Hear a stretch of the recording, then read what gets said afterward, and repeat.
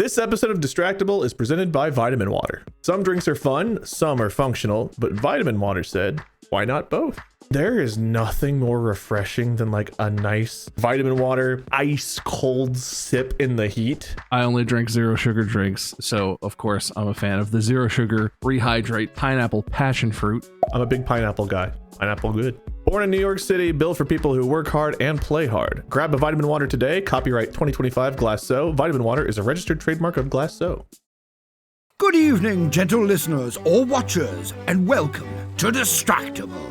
This episode, worsening Wade contracts dementia, prefers a plain penis, and forks the faculties. Manned-up Mark saves his crow whisperer from an Ursus Americanus, notes Nevermore bird war, and urges undead overlordship. Bushy Bob disrobes Mark, still dungeon dwells, is a yoke aficionado, victory vapor, and captures cults.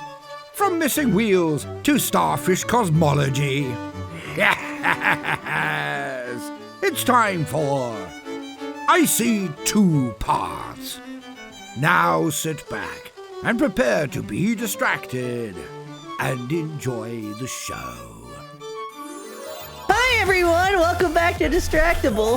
Today's host. What the fuck? Oh, Is that a good intro? yeah, we're keeping that. Use that one. All right, welcome to the show where we're a mess today. If I'm being honest to you, we are all a mess today. I don't know what you're talking about. I'm fine. As always, I'm joined on this show, which is about something, by Mark and Bob. Hey guys. Hey, I didn't see you there. You're looking awfully handsome today. And yes, that is the bottom of my monitor in frame. Let me just zoom in a little bit. Mark's frame has had a lot of different things pop in today. Mark's world is slowly closing in on the edges of his frame. He's just going to keep zooming in as the episode goes on. It really is. It really is. Look, it's new levels of devastation. I don't even know. Do you know what this is? I bet you don't. Look at this doohickey. That's a editing, editing controller. Oh, fuck you. You know what it is? God damn it. TI 93 minus. I don't know what the thing is called, but I recognize the scrolling wheel and the clickety clackety buttons. Oh, come on. It's for editing and whatnots, isn't it? Yeah, I wish that it had just the wheel and like two buttons, because that's all I really use. There's a bunch of buttons that are basically, I've already mapped the shortcuts to my keyboard, and I have a keyboard, and I just like the wheel because scrubbing through footage is easier with a wheel. But I can't have that because they don't make it. This is the least helpful response I could have thought of. I swear to God, I've seen the thing that you're asking for, Mark. Like I get fed ads for a lot of filmmaking, like lighting and editing stuff that I'm never going to use because I don't actually do that. I've seen a tool where it's like just the scrub wheel and it has like crown, but like it has maybe 4 or 5 buttons on top of it basically, but it's like mostly the wheel. I would love that if it integrated with DaVinci. That would be great. Literally just buy a thermostat and reprogram it. I think the thing is it's made by one of those companies where it's like, this is for streamers and content creators, and it doesn't integrate with like actual pro stuff as well as it's like a volume knob, but it physically exists. Yeah, because it's like the concept is there and it's really nice, but that one is integrated specifically for DaVinci because Blackmagic made that one. So I just hope they make a really small one. You just take a saw and just... Wait, that was your idea. Your beautiful genius idea. I don't know. You guys talk about technology and I zoned out again, but It's a wheel. It's. I guess that is humans' earliest technology is a wheel. Caveman Wade saw Mark and Bob Caveman being like, oh, wheel, look, 2 wheels make cart roll. Wade's over here dragging his shit on the ground like, who needs wheel? Honestly, this is barely tech because it'd be like us talking about a keyboard. Like you know what this is, right? yeah, it's like a smaller piano. Wade just uses his mouse and opens an on-screen keyboard and clicks one letter at a time. I try to touch it with my finger, like, why isn't this working? I mean, you know, I would love. I kind of like. Do you remember when they had that the finger sensor thing, Bob? I didn't get one, but they had it, and it was like it could detect your fingers where they were. So that you get that. And they kind of have the hand tracking in VR headsets and stuff. It's like, I still am looking for a better control scheme. Like the Minority Report. Like, That was exactly my first thought when you said the better. I was like Minority Report, where he was just like, nah, I want this. I know it's just like the directors to the actors, like, just wave your hands around all techie like. It was a weird amalgamation of technology. It was literally like people shoved in a pond, a little ball that would roll out, and then the craziest VR control screens of all time. Yeah, I just imagined a naked precog Mark in his vat of goop with the screen above him just being like, oh, making a movie. Anyway, Minority Report, streaming somewhere, probably. Watch it. Bob, what's new with you? Cabinets, reading books. I don't know. Not much has happened since the last time we had small talk stuff. Are you still reading Carl the Dungeon Crawley? Crawler Carl? That's yes, it. I'm almost done with book 3 still. I haven't even, everything's good. James is real funny these days. He started music classes this week. Having a good time with that. What is he doing in music class? Like they give him drumsticks or something? Or Yeah, it's a toddler music class, so it's like triangle, hit the triangle, shakers. I think he had a banana that he was shaking. Hitting and scraping and shaking is the gist of it. And like play like they did the big parachute where everyone sits in a circle around the parachute. yeah, I think that's fun. that sort of stuff. But fun stuff. I don't remember what the name of the school was where we did that. You have the giant parachute with the hole in the middle, and you all throw it up in the air and run under it. Elementary school? Well, I'm at the specific school I went to. Milford Elementary School? There were like 4. Now there's like 8. I think it was called Pleasant Hill, and then it got renamed after the principal, and then it got destroyed. They deleted the school from existence. Fun stuff. I do have an event that occurred in the interim, a kind of crazy one. It was late at night, just 2 days ago. It was the same day we did that recording, I think. No. Are you sure it happened, or were you still hallucinating? I might have been. I kind of hoped I was, but I really wasn't. So I let the pups out front, and I grabbed some blueberries, and I am like, oh, the gate's open, so I'll look, make sure they don't get out. And I go out there and I see, Henry's peeing on a bush, and Chica is standing in the middle of the driveway with her tail raised looking up at something. And I'm like, that's odd. And it's dark because it's night and we don't have a ton of lights, so I can not really see. But I'm looking, and before my brain registers it, I got a shiver down my spine. And then I see a dark shape in the middle of the driveway up above that Chica is looking at. And it's big. And it took me a second, and then I go like, that's a bear. And I immediately set my blueberries down and sprint. The panic of, I'm going to save this for later. I don't remember when I did it because it must have been as I was processing, but let's just say that I go, like I took that pause, right? And I sprint because Chica is literally staring down a bear. And as soon as I yell Chica, she charges the bear. Oh, that's not what I would have guessed. She fucking charged the bear, and she's doing her bark. Very scary, sure. Her very scary bark. And thankfully, the bear decided that me also running, screaming behind, going, "Yeah, Chica, no!" was scary enough that the bear actually turned around and ran up the hill.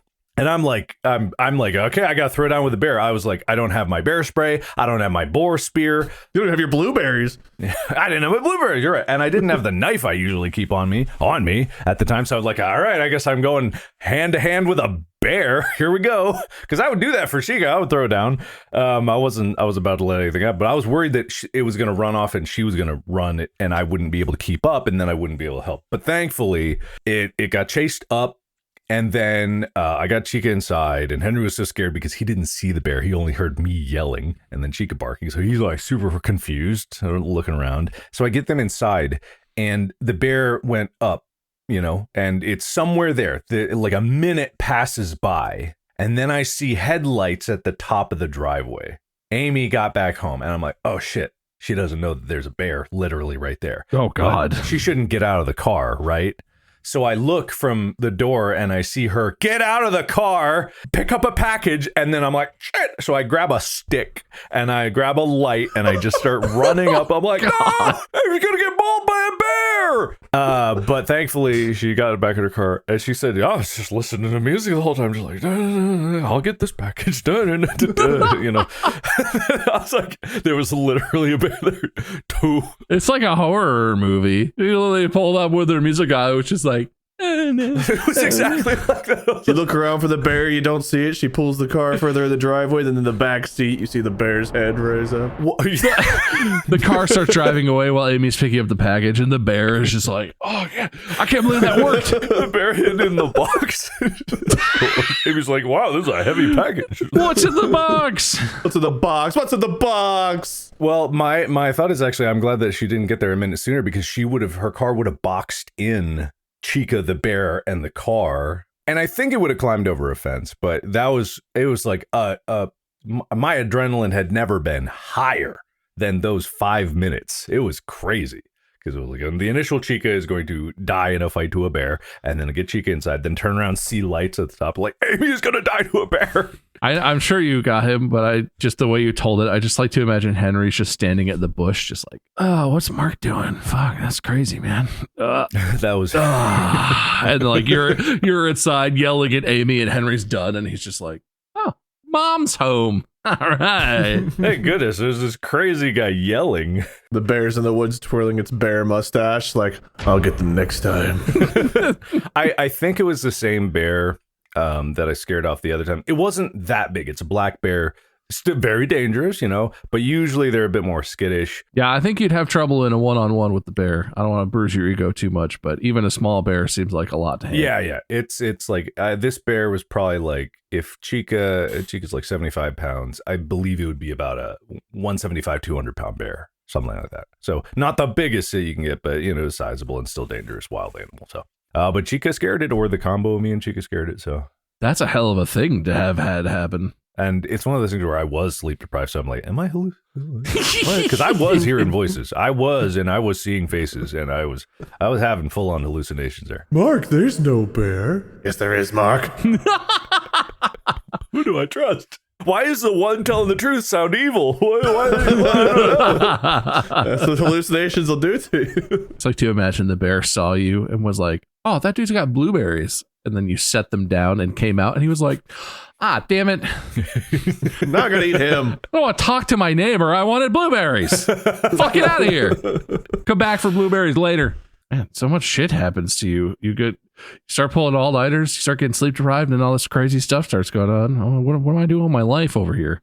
Come to California. It's interesting here. I've never lived in as much fear as I did when I lived in California and the wildfires were 5 miles from our house. I'll give you that. We're allowed to have campfires in Ohio. Not for long. Not for long. Uh-oh.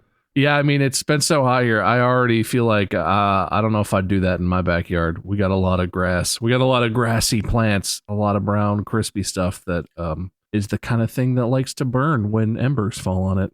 Nah, that's probably fine. I'm sure it'll be fine. Any more small talk? I thought that was on purpose. Was that? You never know with him. I honestly think everything that Wade does is on purpose and completely calculated, and he just plays it off. He just does things like that, and he's all, well, I didn't mean to do that. Whoa. I have had some real word salad moments. I don't know if you guys ever saw Boston Legal, but there was a whole like thing where I forget which character it was. It's been so long. Was he the one that did the word salad? I thought it was Alan Shore. Alan Shore, was Denny Crane was Will Shatner's character, and Alan Shore was the main guy played by what's his face, Blacklist guy. I don't know this show at all. You know Boston Legal? Well, you both wanted to be lawyers, so yeah. Yeah, somebody with the word salad thing. Basically, I don't know. I've had this thing lately where I'll go to say a sentence, especially if it's like a snarky one. Like the other day we were at dinner and I was like making fun of my niece a little bit, like poking fun at her. And I went to say something and just pure fucking gibberish came out of my mouth. And I was like, well, never mind. Guess I'm the idiot. That's happened to me a lot lately. Mark, I think it's time to start talking about where we're going to put him, Mark. I think it's time to look through the pamphlets and find a home for him. Wait, if you want to improve your word ability, you can't. Thanks, man. So just give up. Look, you can accept the realities of where you are, or you can rage against the dying of the light. And hey, why do that? Feeling the fog encroaching on the edges of your consciousness? Die, I guess. Sorry, we're human. No fixing that. See ya. Mark, when you get a point later for motivational dick, just know that's where it came from.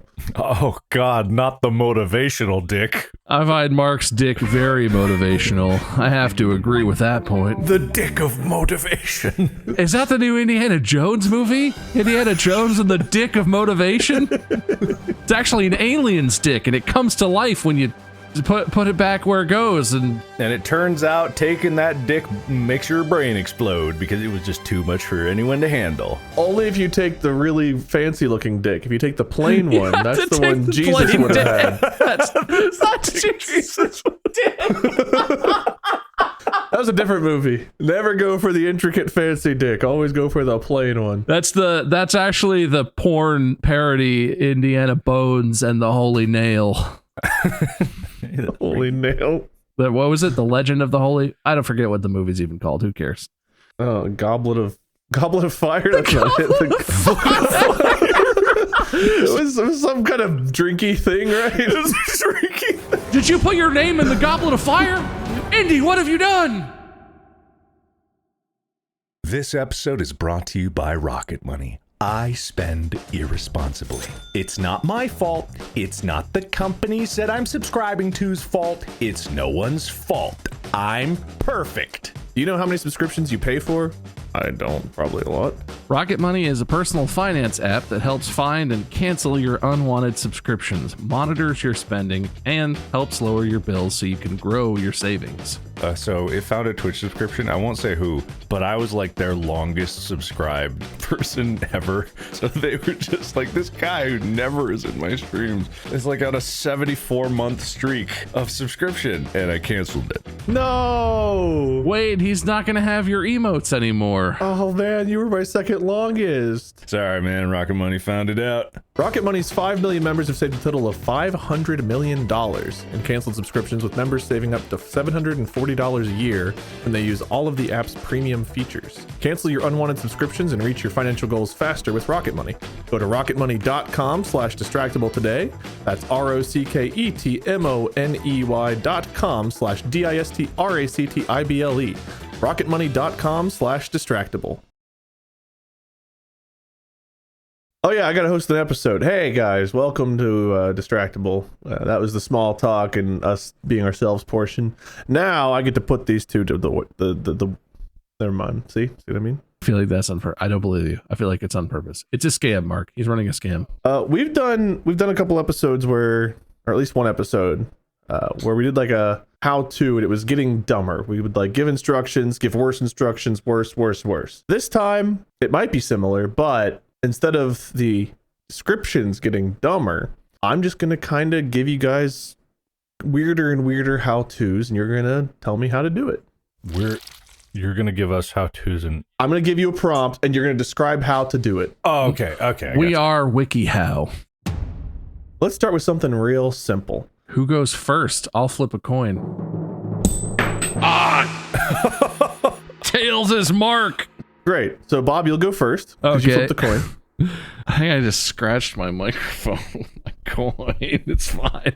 Bob, how do you organize your workspace for maximum productivity? I'm going to have a really hard time trying to sincerely do this and not just giving shitty, get more stupider style advice, but organize workspace for maximum productivity. As Adam Savage says, it's all about having the tools that you use most frequently to hand. It's not about aesthetics, and it's not about hiding things away. An efficient, productive workspace is put together in a way so that you have to move your hands the shortest possible distance to grab the tools that you use most. So it depends what you do. For me, I have my Distractible coin, my points notebook, all of my computer accoutrement, my ever-growing legion of fidget toys that make way too much noise, but I use them anyway, and all the drugs I need to be the man I am on camera, all within arm's reach on my desk. And then, then as you move further away into deeper storage, then you have the stuff where it's like, well, I only get that out once a week. So that goes in this, this cabinet here. I know where that is. I have a battery charging station. You only really need to swap batteries out if you're doing something like if you burn through a whole camera battery, you're probably doing a bigger project. So that's like the batteries live in their special cabinet and their charging station, stuff like that. Like, I don't need to break it down in too much detail, but it's about having things to hand, and you have to decide. The hard work is you have to figure out which tools do I constantly grab for, what things do I need at in arm's reach from where I'm doing most of my work, and then you just go from there. A tool in the hand is worth two in your bush. I leave one in my bush. Mark, organize your workspace for maximum productivity. Alphabetically. Everyone knows that's the first thing people think of. If you don't think of alphabetically, you're dumb. And also, they changed the alphabet song. Did you know that? I did know that. Yeah. LMNOP or whatever the hell it is. No, they broke it up so that there's a break in between LM. Yeah. LMNOP. I don't even know what comes after P when it goes like that. I can't do that. It feels sacrilegious. I hate it. I'm okay with that. But they also changed the words after Z. It's like, now, like it's something else. I don't know. Not now I know my ABCs. Does it occur to you that you have learned the A, B, and C's because now you are friends with me, like it or not? I think that it might be actually, it's like the grocery cart test. If the kid can't understand that LMNOP is not one word and it's LMNOP, because I understood that as a child, that is when you sing that, LMNOP is different things, but a lot of kids apparently think that it's one word. But that's a shopping cart test. Is that kid worthy of being in society at all? Can they differentiate LMNOP? If they can't, throw them in a fucking volcano. If they can't do it, they just have to live life without those letters. Only the smartest among us get L, M, N, O, and P. I didn't know minnow was a letter of the alphabet. We figured it the fuck out. Why can't they? No, I definitely had a moment where that came up and I was like, I don't want to do that. He'll figure out the old way. I'll just do the old way. And I was like, yeah, buddy, sing your alphabet. And he got there and James was like, H-I-J-K, N-M-N-M-O-P. And I was like, oh, fuck, it is a problem, isn't it? Oh, no. Wait, how's the new one go? Shit. Anyway, alphabetically, organize your space alphabetically. It works every time. So what do? We go back and forth. I have to do a stupider one now, or what's the rules here? No, let's move on to the next topic. Oh, okay. Your answers can be as straightforward or silly as you want them to be. I just want to throw out that I would like to change my official answer to Dewey Decimal System. I would like to propose a Dewey Decibel system, and you organize it based on loudness. So, how about Stewie's decimated system? All right, Mark, how do you perfectly soft boil an egg? I actually know this one. I know this one. I know this one. You buy that artificial egg. So they make this thing that's a timer. It probably leaches plastic into it. Let's be honest, because it seems like it's made of plastic. It's fine. It's fine. But there's something in it that is a heat changing color thingamabob. It changes color with heat, right? So as it changes, it's in tune with what an egg would cook at. So you see, and inside it starts to reveal, or I forget if it's like it's opaque or it starts opaque, or no, starts transparent, becomes opaque in line with like the cook. So you got soft on there, medium, hard, and it is pretty accurate. Also, you drop your eggs in when they're boiling. When it's boiling, you don't raise the temperature of it you don't set them in cold and raise the temperature because you don't know. Sometimes it takes different time to get up to temperature. You set it in when it's boiling so you know. And I know some people are like, oh, the shell will crack. I was like, well, your egg will be bad if you do it the other way. You won't know. Then you got sulfurous, stinky eggs. I really enjoy. I was like, oh, you actually knows how to tell this. And like, I love that your first thing was you buy the cheesiest tool that does the cheesiest? It's an accurate tool. I'm sorry. Do you not use a calculator because you're like, oh, it's cheesy to know what the actual answer of math would be? Mark, you're never going to have a calculator when you need to do calculus in your adult life, okay? Since when have you had a calculator handy when you have to do a differential equation? Mrs. Grimsby was right, and tools are for idiots who can't do calculus. Yeah, Adam Savage is a bastard, and having tools within arm's reach is dumb and also a little beta behavior, let's be honest. Yeah. Yeah, pretty much. Yeah. Adam, we know you're a big fan of the show. I'm sorry. Well, we're not a big fan of you. Get out. Well, I don't know. Ooh, hey, I'm not with him. We all speak for each other here. Editors put him on an island because he's alone. Put him in Guam. I'm here in Guam. I still don't understand why Guam was the ocean. It's fine. It's not important. It's fine. The lost city of Guam, also known as Atlantis, apparently. Soft boil an egg.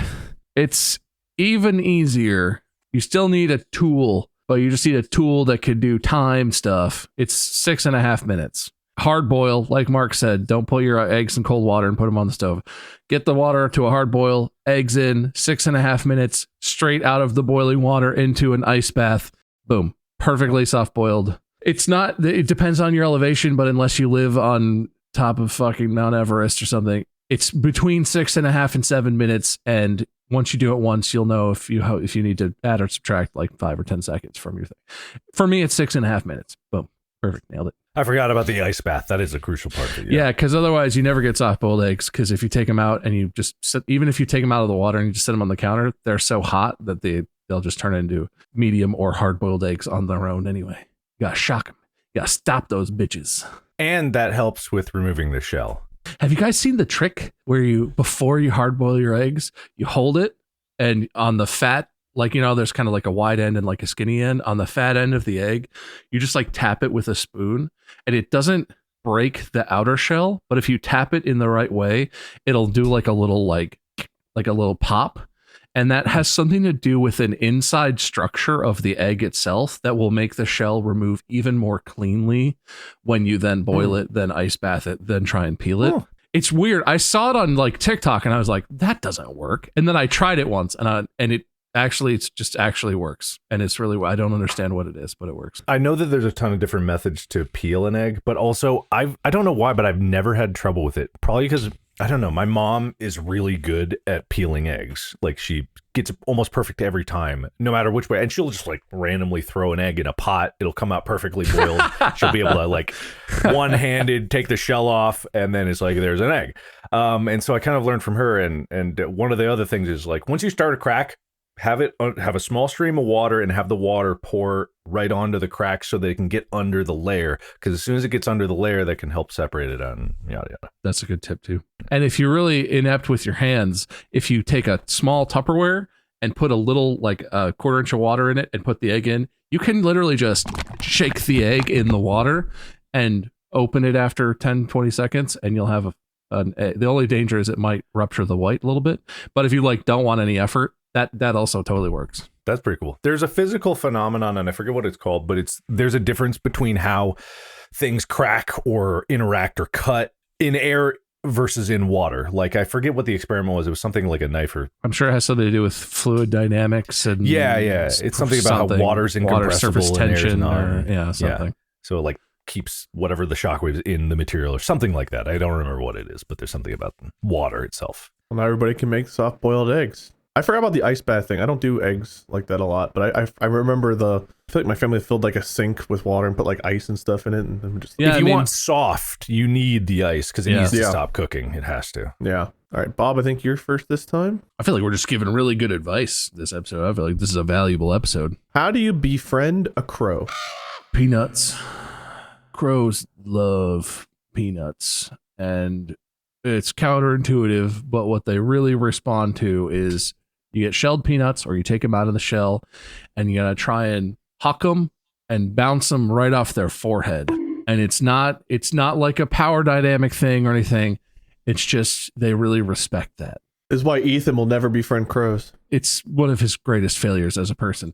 Crows game respect game, and crows just, if you nail them right between the eyes with a peanut and then they get to eat the peanut, it's like the perfect combo of instantly like one perfect shot, boom, friends for life. It's like me with steak. You hit me in the forehead with a fillet, I'm just like, oh, thank you. I mean, yeah, if someone throwing well-cooked fillets at me, I mean, Bob, you're actually right. I don't know if you said peanuts offhand or if you actually knew. Like, oh, I did know that. Okay, they love peanuts. And there actually has been a family of crows. This was the story I was going to say. Murder of crows, even. Don't murder my crows, man. A Cheryl of crows. What was the movie? Crow Man. The Crow. I think it was just Crow Man. Crow man. I am Crowman. There's been this family of crows that lives up in a tree, and you know they steal whatever they want because they're crows and they're very smart and they do. Sure. So you know, Amy's setting out water for him every day. So because we have a pool and we're like, don't drink water, and you know, water, and they've appreciated that. So she has actually befriended the crows. The crows really like her. They tolerate me. But you know, they actually actively like her, and the dogs actually are kind of comfortable. So they land in the yard, and then Chica and Henry don't chase after them, and so it's kind of weird. Like there's this ecosystem growing. I almost sabotaged it because here's how you don't befriend a crow, and this will teach you how to befriend a crow by example of not. I had a banana peel. I'd walked across, the yard, and I had a banana, and I ate the banana, and I had a peel, and I was like, I don't have a trash can. It's biodegradable, right? But then I see a crow, right? It's up on a branch right above me, maybe like 20 feet away, a decent distance, and I was like, oh, I'll throw the crow generally, I'll throw the banana generally in that direction, and then maybe if they want the banana peel, they can have it. If not, it'll land in dirt and it'll decompose, right? Because it's biodegradable. I had the most perfect throw of my life. The crow was on the branch, and I just randomly go like, there you go, and it arcs exactly where that crow was, and it had to go like miss it by an inch. The banana peel landed on the branch where it was standing. It would have wrapped around that crow if Actually, I think it's a raven. I'm almost positive it's a raven. Which that quote doesn't make any sense because I look at these ravens. There's a bird app that hears the sound of the bird and it tells you what bird it is, and there's a very distinct difference between crows and ravens, right? I look at these ravens and I'm still like, I don't know if it's a crow or not. I was actually just gonna bring that up. Yeah, some people that adage suggests that these are like bald eagle sized birds, and they're not. They're the size of a hawk, and a hawk is pretty big, but also like a raven is not a gigantic pterodactyl flying across your house. Like they're suggesting like it's some B-27 bombers going by. Like, no. That's exactly what I looked up. That's so funny. No, because yeah, I saw that on the subreddit. People were like, they don't know the difference between a crow and when you see a raven, you'll fucking know, because ravens are like monster. And I looked it up, and the crows compare in size to a pigeon, which is a medium small bird, and ravens are, it said, about the size of a red-tailed hawk. And I was like, what is that, like the size of a big pigeon? That's not a dramatic enough size difference. They're not that big. I know. And what's crazy is we have red-tailed hawks here where we are. It was a hawk nesting ground. And so hawks and crows fucking hate each other. So there's bird war going on the skies above us. And we still don't know if they're ravens or crows. Well, we're pretty sure they're ravens. But you can tell the red-tailed hawks from the crows, right? No, Mark, if it was a raven, you would fucking know. Okay. There's no like, oh, is it a raven? It's not, you would know. Its eyes glow red. Its laser vision can chop trees down. It's nuts, these ravens. Anyway, that's how you befriend a crow. That answered your question. Mark, I think this one's perfect for you. Don't be offended. Oh, fuck. How to fake knowing sports during a conversation. Oh, I'm not offended by that. Okay. All right. Because I do it a lot. Oh, wait. I feel like I've answered this specific question before, so it's something similar. No, there was someone it was on Go that I answered this question for somebody who was like, hey, I don't really know sports that well. And it was like, you just got to learn a few key phrases. You just got to ask, like, do you think that's going to be his year? Whenever they say anything or when anything happens. And just say like, wow, he's not doing the same as last week, not implying better or worse. They'll fill in the gap for you. And you ask questions like that. And or you ask like, what's his stats this year? I haven't looked them up. And then they'll just start blah, blah, blah, blah, blah. And then by the time that they're done talking, the game will be over and you will have escaped it. And then if they don't like one player, bring that one player up at every opportunity and compare every other player to that player. There's a Tom Brady in the world for every Tyler Scheid out there. You can find who that is and you can make them think about that person they hate forever. Good deflection. Good deflection strategies. Bob?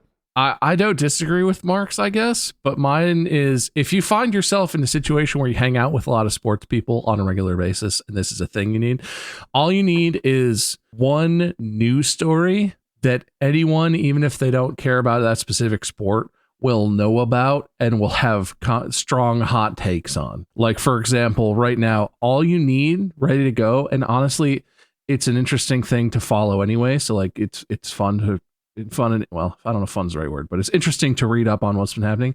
Caitlin Clark. You could just mention Caitlin Clark to a sports person, even if they don't care about the WNBA, even if they don't care about basketball. If you just have a little tidbit or a very lukewarm take about Caitlin Clark and be like, did you see the season Caitlin Clark's having? Can't believe she didn't make the All-Stars this year or whatever. Boom. The entire room will get in on that shit, and you don't have to worry about contributing anything. And there's always something like that, right? Like right now, Caitlin Clark is probably the biggest one I know of, but there's always something where it's like, did you hear that Tom Brady did or said something, or somebody's gonna come out of there's always something. So you just need like that one thing, because you can use it over and over. It's like every weekend you go in football season or whatever, and you could bring up Caitlin Clark again, because then they will all know, like, oh yeah, this week did you see Stephen A said some stupid thing about Caitlin Clark and blah blah blah blah. They'll just take over. They got that for you. Fair enough. Unironically, I do want to go see one of her games, because like Indianapolis is not that far from Cincinnati. I don't watch any form of basketball at all. Caitlin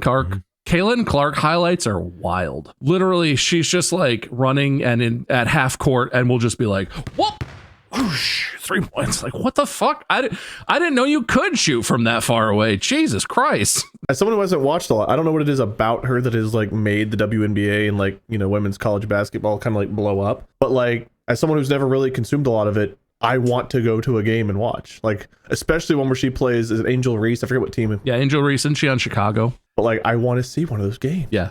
No, it's crazy. It's crazy stuff. I want to show you something that makes me laugh really, really hard. Because if you remember, someone made like a unapproved book about me, right? Okay. Sure. I don't know if this one is approved or not, but it really makes me laugh. I've never seen this format of book before, but this is a book titled "Who is Caitlin Clark?" What?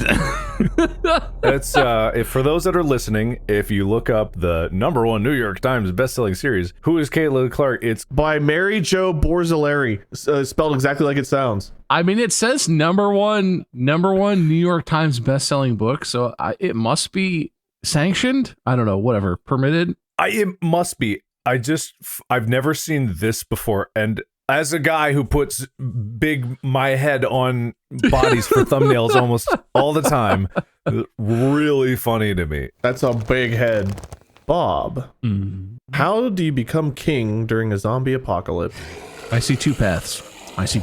One of them involves a lot of cigarettes.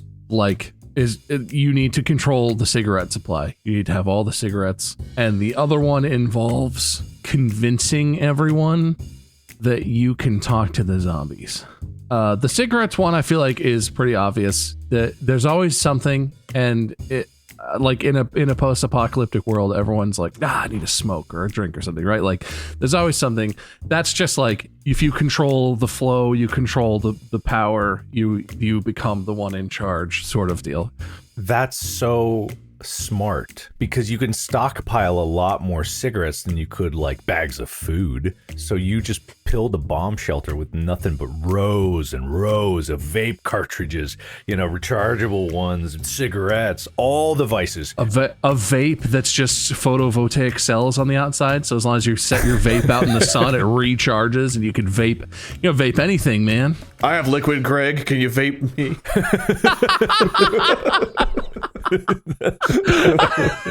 Give yourself a point there. All right. Vape pretty much anything with nipples. But the other one I feel like is also self-explanatory. It just goes in a very different way. And it's in the post-apocalyptic times, everyone's going to get increasingly superstitious, right? Like, society breaks down, scientific knowledge is lost, everyone forgets how things work. All you need is like one friend in a very convincing, disgusting zombie costume, or this setup, and you just need to convince a colony of people that you are the one who can talk to the zombies, and it's very like, you know, maybe you do sacrificial rituals and that keeps them away, or this sort of thing. Like it's very like culty sort of, right? But you just need to be the one who is the cult leader. You basically become the de facto king, because there's no social media. No one's going to be snooping around Facebook groups debunking all of your cult. Who's going to undermine a cult in a world where you can only talk to people in person and there's no internet and all that bullshit? That's why it was so much easier to have a cult back in the day, because no one talked to nobody. As long as you could control the phone line or whatever, or the telegram, probably, boom, cult, easy peasy. Everyone just believes you. As long as you're charismatic enough and you tell the right story, easy. King of the world. I had a cult how-to, Bob, and you just predicted cult things. So I gotta give you an extra point for predicting cult. I'm welcome. I see two paths, right? Sounds familiar. Sounds familiar, yeah. You can be king of the people, or you can just be straight up king of the zombies. King in a zombie apocalypse, the people are going to keep fighting. Everyone's going to want to be king. Everyone's going to be fighting for that. No one's fighting to be king of the zombies. It's very similar to what Bob was saying. You get an elaborate scheme going. Give the zombies some cigarettes. Get the zombies nice and addicted. Yeah, you give them, because I believe that if zombies are broken down to their base instincts, they would really love cocaine. So you get all these zombies hopped up on cocaine, and then you hold the supply. You give them for free at first, and then they're all like, which means it's great. I love this stuff. Yeah. Great. I love it. Let's go find some party going on. And then they're following you, and then they get in withdrawal, and they get desperate. And that's when they're manipulatable. And so you manipulate the zombies into being your subjects, and then you make them kill everybody, and then you are king of the zombies. This also sounds like a cult. You get them addicted, you take back the product, and they listen. That's what I said exactly that. I said exactly that. But I had this idea before Bob was even talking, so... Sure. It's a victim of going second, unfortunately. That's fair. I'll take my cult opponent. Yeah, just keep holding your hand up. It's right there for you. Thank you. All right. Ooh, why is it wet? Because I had liquid, Greg. Mark, you are first this time. Bob, don't steal my idea. Come on now. All right. I already had my idea. Mark's a liar. How do you train geese to be your personal security detail? How do you? Yeah, that's what he's asking. It could be longer than 2 sentences, Mark. Don't worry. Oh, yeah, here, let me lead you off.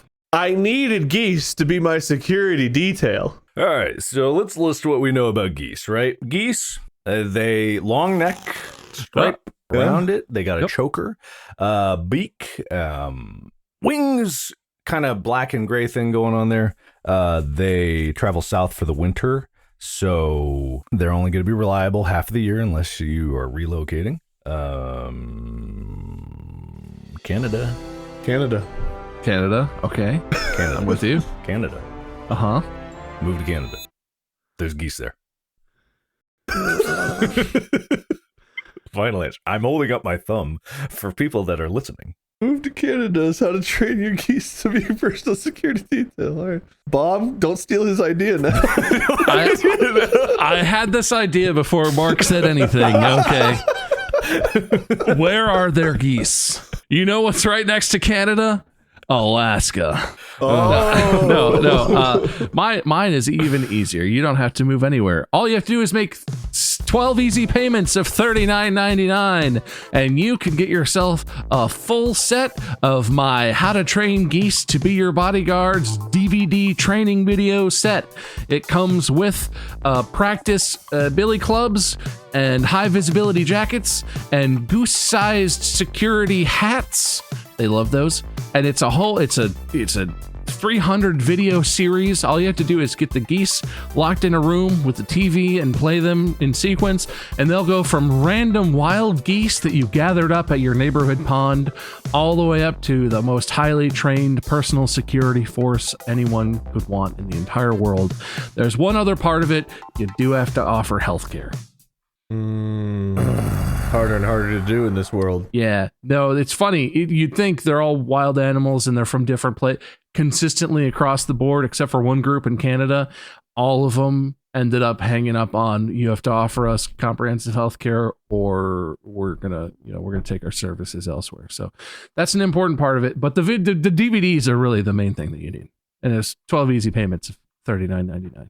What a good answer. You didn't even have to answer. You just had to get us to pay to buy your books. Now, if I buy these DVDs and they all say move to Canada, I'm going to be very upset. Can I be an affiliate of his product and I get some kickback points? Can I affiliate your product and sell it myself to my audience? But you want to help him with his idea? Yeah, but I'll get some points. Okay, Mark, you exchange, can. yeah. I will sell for an upfront investment of $5,000. I will sell you a supply of these DVDs, and then you can go and sell those on the margin. But the way that you make your money back is you recruit 3 of your friends to buy in for $5,000 of their own. And since I'm your upfeed sales goose, I get everything flows up. All rivers flow up, like they say. I get 98% of their buy-ins, and you get 2%, but then when they each get 3 friends to buy in, you get 90%, and I get, and it's math, and I don't want to get into it, but is this a gaggle mid scheme? We prefer to think of it as a flying V scheme. Honk, honk, honk, honk, honk, honk, honk, honk. Wait, come on, please, don't leave us. Honk, honk, honk. I run out on stage at a convention center to a room full of 1,000 people in a goose costume, just like, who's ready to sell some DVDs? Honk, honk, honk.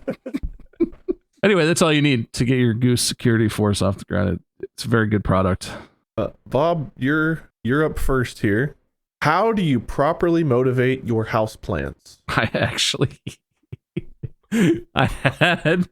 I was having a discussion with a biologist, a biostatistician who studies genetics and evolution in flowering plants.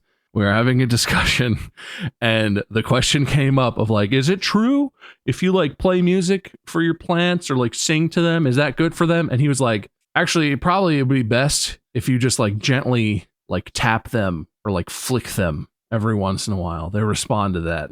Or maybe like have like a fan blowing, but like if you just like that, they like that. From a biologist's mouth to your ears, that'd be my official advice. Just walk around a few times a day and just hit them with a little like and then it really lights their fire, you know. Do we know why? Something about the physical stimulus of like the wind blowing outdoors activates something in the plant structure. I don't know. I'm not the biologist here. Isn't there something like that with rain? Like rain falling hits leaves with force, right? So it would hit it and it would probably be like, it's raining! Open the roots! You know, it probably something like that. That's a great point that I get points for. I like contributing to your ideas too. It's a give and a take. I won't do it anymore. Really. I'll take it. All right, fine. My turn. Yeah. I see 2 paths. As Al Capone once said, you can rule by love or you can rule by fear. So you either rule by love. What was that accent? Was that prison, Mark? Was that you? Al Capone. You can rule by love. I think he actually said you can rule by fear or you can rule by love. Both in Al Capone's mind involves a gun. So The fear is you are going to shoot. The love is you don't shoot because you love them. So you hold a gun up to your plant and you say, be motivated to do plant things or my taxes or I am going to shoot you. Are you a Fed? Have you ever been to Atlantic City? Yeah, I know that scene. Yeah. And if that plant doesn't give you an answer you like, yeah, well, you only have to kill one plant to rule the rest of the plants with fear, right? So you wait till the plant seeds and like has little plants growing, and then you kidnap its little plants and hold them at shear point. Mm-hmm. Yep. Let's try to squeeze one more in here. Mark, how do you permanently remove your shadow? Shit, where is it? He already did it! I don't think about my shadow very much, and now that you mention it, I'm just like, where the fuck is my shadow? He's not seen it in a while. Shadows. are the absence of light. So logically, it would follow that if there was no light, there would be no shadow. So if you get rid of the sun, then and ban light, you have to ban light, then there will be no shadows. Because darkness is not one big shadow, right? Or is it? Oh, man. Wait, you like philosophical questions. If there was no light, is everything in shadow, or is shadow the true state of things, and therefore is it something else? Because shadow implies that something is occluding the light, but if there's no light to occlude, what is shadow? Okay, well, I guess if there's two ways, I see two paths. I'm going to charge. Based on what you're saying, you either have infinite amount of light where there can be no shadow, or solid blackness where there can be no shadow because there is no light. If in both cases there is no shadow, are both things the same? No, they're categorically not. Then how would you qualify that as different? Is one pure shadow? One's light and one's dark. What do you mean? I solved it. I'm a philosopher. The shadow has nothing to do with whether there is or is not light in the universe. The shadow has to do with whether there's a source of light that you occlude as a physical object. Is casting pure darkness getting rid of the shadow, or just... Darkness isn't cast, it exists. So if I get rid of the sun, there's no shadows. So that answers it? I don't know, there's lots of other stuff that emits light in the universe, but It all basically comes from stars. It's like that's where it mostly comes from. Because even if you take the material of a star that was formed and turn it into energy and turn it into light, it came from the star. We all came from stars. Oh, okay. Get rid of the stars, you get rid of the light. So make more shadow, or just remove light to get rid of... There is a point where you get exponentially more shadow, but if you believe at the top of the pyramid of making shadows, there's a point where it's like no shadows. So the limit does not exist. Well, okay, maybe it does. Maybe. Bob, how would you get rid of the shadow? I just want to say I thought of this before Wade said it out loud. But I see two paths. And I thought of path number one before Mark said it out loud. I had an even better idea. I was originally going to say destroy the sun, but but Mark made a good point. If you're just making light bulbs out of material that was a star anyway, you know what the problem is? Big Bang. What you do is buy a safe from Costco. They have safes there. Go back to right before the Big Bang happens and lock it in there. Prevent that sumbitch from ever banging. No stars form. No light is emitted. No shadows could ever exist or ever have existed. Boom. Let's get Neil deGrasse Tyson on this podcast. Who would think of these ideas? Path number two, and I thought of this before the subreddit complained about it. What we need to do is develop AI so that it will help humanity evolve as fast as possible. Develop AI tools that help humanity develop, that make cooler AI tools, and all we're doing is accelerating to the point where all consciousness is subsumed into one singularity, which is a being of pure energy and thus light, and that which emits light does not cast a shadow. That is two paths. Have you ever thought of the concept of true nothingness? Why did you turn into the Joker? Did I ever tell you how nothingness is the base layer of reality? Go on. Wait, I would think that you would think about it, like the philosophical thing of like, why does anything exist? Not even like why life, why does anything exist in the first place? But also beyond that is like, why should it exist? But also the counter to that, what even is not existing at all? And then you start to think about that, and they're like, that's the true shadow. Do you think there's a theoretical, like even just one singularly small definable point in the universe, or in existence, perhaps in one of the multiple universes, or however physics might define it, where there actually is nothing, including background radiation, including light emitted from the most distant of stars? Like, is just as a thought experiment, could that exist? A point where there just isn't anything, including anything that could exist in any metaphysical way. I don't think so. I know. I mean, I have no scientific basis for this, but like when none of us do. That's fine. Yeah, that's not gonna stop us. Yeah. Get out of here, Neil deGrasse. I say 2 paths, yes or no? All right, he's what's that guy's name? The fucking Jordan Peterson? yeah, Jordan Peterson. How'd you know exactly what I was talking about? Jordan Peterson. I don't know. Something about how you were thinking. I was like, that looks like Jordan Peterson. Yeah. You got yes or no. Anyway, nothingness. In one sense, yes, but at the same time, no. there's like because like real absolute nothing, for nothing to be nothing and absolutely nothing. It's kind of it's that asymptote of impossibility of like if it's in the universe, it can't be nothing, but everything outside of the universe would technically be nothing. But would it? Because true nothing would be like nothing existing at all, ever. And it's like, what even is that state? It's something that we can't comprehend. But in the universe, for there to be a pocket of nothing, I don't think that's true. Because even like most pockets of nothing have been touched once by light passing through it. And therefore, that's fabric of the universe. And what is the fabric of the universe? Unless there's a safe floating around that we put nothing in prior to the Big Bang, and then that safe made it into the universe. If we all start a big bucket brigade and we start putting the stuff, passing it along into the safe, we'll all eventually get to nothingness. So if we all start today, I think we'll get there. You ever heard of the starfish story where you got starfish on a beach and you throw that into the nothingness and you're like, hey, do you exist or not, fish? It's yes. Is this a 2019 charity stream now? I see 2 paths for you, fish. Either you give me $1 or I'm throwing you in this fucking ocean. Which one's gonna be, starfish? You can raise money for charity with fear or with love. I see 2 paths. I like the 2 paths that's come out of this. I hope that meme lives on. It won't, but I hope it does. Dear Path House Forum. In one sense, it's a pile of hay. In another, the greatest lover you've ever known. You just know there's absolutely a clip out there of Jordan Peterson. Someone poses a question and he's like, I see 2 paths. Like 100%. Allegedly.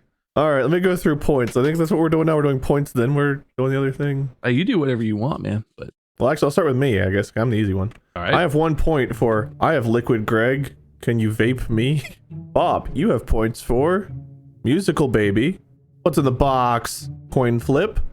Adam Savage. Eggs 6.5 minutes. Ice Witch? No, Ice Bath? Ice Bath. Ice Bath. Ice Bath. Peanut Crow.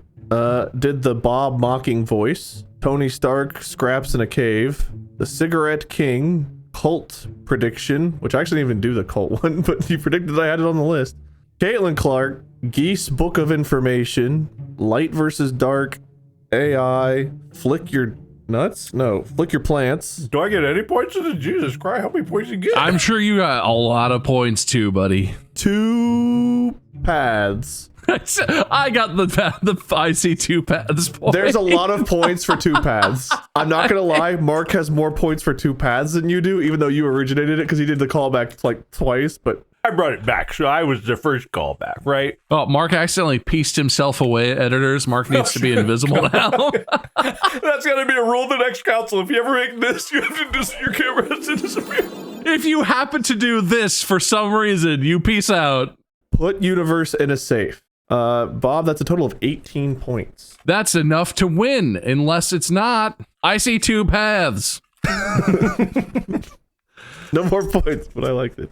Mark, you got points for Minority Report, Blueberry, Amy's something horror, Motivational Dick, Fake Egg, Amy's Crow Ecosystem, Perfect Banana, Sports Pro, 2 Paths, callback. That was before I knew it was going to be a big thing. King of the Zombies, 2 Paths again, Mob Torture, Mob? Probably mob torture. Move to Canada, Remove the Sun, Philosophy, and Rain Point Assist Bob. That puts you at 16 points. All right. So Bob is currently ahead by 2 going into this. Damn. All right, even if I get 3 half, I don't even think I have a half point for Mark on that. I don't think you do. You know what? Half point for Mark. Put it on the wheel. All right, we'll do that in a second. Let's see how many spins we get first, shall we? Need at least 2. 2 it is. Let's tie. Come on. Don't put half a point for Mark on the board. Don't put it. No, I'm so sorry, but that's what I'm adding. Fuck. It's okay. 2 spins. Whoa. Woo! Most locked in. I'm not gonna lie, I got a lot of fucking tabs open. You had callbacks, but callbacks isn't the most locked in. The one I would say you struggled with the 2-sentence. God, what was the topic where you were just like? It was the goose one. I might have to give that one to Bob, which kind of there's still a chance. There's still sudden death. There's chances. Hey, look, half point for Wade is right next to half point for Mark, even though I shuffled it 3 times. Come on, golf rules. Come on, sudden death. No. Oh, I had a great time, but I don't know. I feel like we were all having a pretty good time, but Mark did have a very good time. You know what, Mark? I'll give you the point. You can have it. So the final score is Bob with 19, Mark with 17. All right, Bob, you won. Congratulations. Winner speech. Feels good to win. It feels almost like I won last time, and then also somehow at the same time I didn't win thanks to the wheel, but like I did on the merits. Anyway, I'd let that go. Clearly I'm not holding on to that because I've won today and I earned it. And I see 2 paths. I think the next episode is either going to be really, really good and we're all going to have a great time, or maybe Wade and I have a handshake deal that's going to come into play. And maybe we'll have to talk about that later. I guess we'll find out. Well said. Mark? Today's loser speech is brought to you by Venmo.